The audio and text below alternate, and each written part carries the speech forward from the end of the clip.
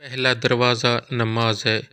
جو لوگ نماز نہیں پڑھتے ان کے رزق سے برکت اٹھا دی جاتی ہے۔ وہ پیسہ ہونے کے باوجود بھی پریشان رہتے ہیں۔ دوسرا دروازہ استغفار ہے۔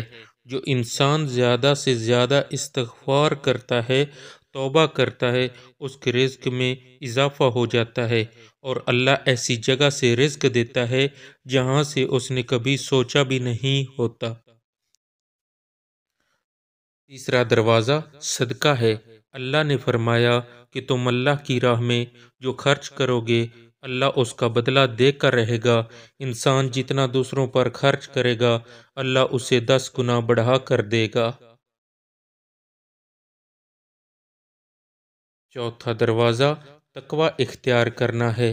جو لوگ گناہوں سے دور رہتے ہیں اللہ اس کے لیے آسمان سے رزق کے دروازے کھول دیتا ہے۔ پانچواں دروازہ کثرت نفلی عبادت ہے۔ جو لوگ زیادہ سے زیادہ نفلی عبادت کرتے ہیں اللہ ان پر تنگ دستی کے دروازے بند کر دیتے ہیں۔ اللہ کہتا ہے اگر تو عبادت میں کثرت نہیں کرے گا تو میں تجھے دنیا کے کاموں میں الجھا دوں گا۔ لوگ سنتوں اور فرض پر ہی توجہ دیتے ہیں، نفل چھوڑ دیتے ہیں جس سے رزق میں تنگی ہوتی ہے۔ چھٹا دروازہ حج اور عمرہ کی کثرت کرنا۔ حدیث میں آتا ہے حج اور عمرہ گناہوں اور تنگ دستی کو اس طرح دور کرتے ہیں جس طرح آگ کی بھٹی سونا چاندی کی میل دور کر دیتی ہے۔ ساتواں دروازہ رشتہ داروں کے ساتھ اچھے سلوک سے پیش آنا۔ ایسے رشتہ داروں سے بھی ملتے رہنا جو آپ سے قطع تعلق ہوں تاکہ اللہ تعالیٰ بھی آپ کی کمی کوتاہیوں کو درگزر کریں۔ آٹھواں دروازہ کمزوروں کے ساتھ صلہ رحمی کرنا، غریبوں کے کام بانٹنا، مشکل میں کام آنا اللہ کو بہت پسند ہے۔ جب کسی کی حاجت پوری کرتے ہیں تو اللہ تعالیٰ آپ کی حاجت پوری کرتے ہیں۔ نواں دروازہ اللہ پر توکل ہے۔ جو شخص یہ یقین رکھے کہ اللہ دے گا تو اسے اللہ ضرور دے گا اور جو شک کرے گا وہ پریشان ہی رہے گا۔ 10واں دروازہ شکر ادا کرنا ہے۔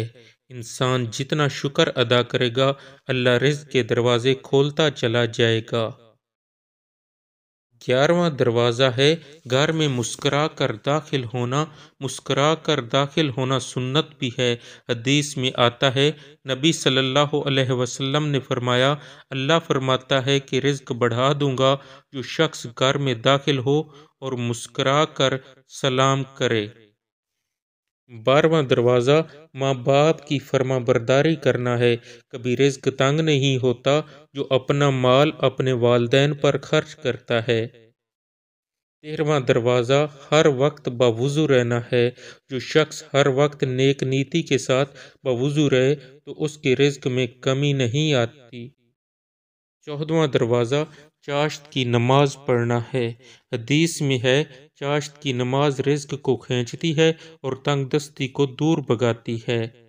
15واں دروازہ ہے روزانہ سورہ واقعہ پڑھنا۔ اس سے رزق بہت بڑھتا ہے اور نبی صلی اللہ علیہ وآلہ وسلم روزانہ پڑھ کر سوتے تھے اور اس کی تعلیم بھی دیتے تھے۔ 16واں دروازہ ہے اللہ سے دعا مانگنا۔ جو شخص جتنا صدقے دل سے اللہ سے دعا مانگتا ہے اللہ اس کو بہت دیتا ہے۔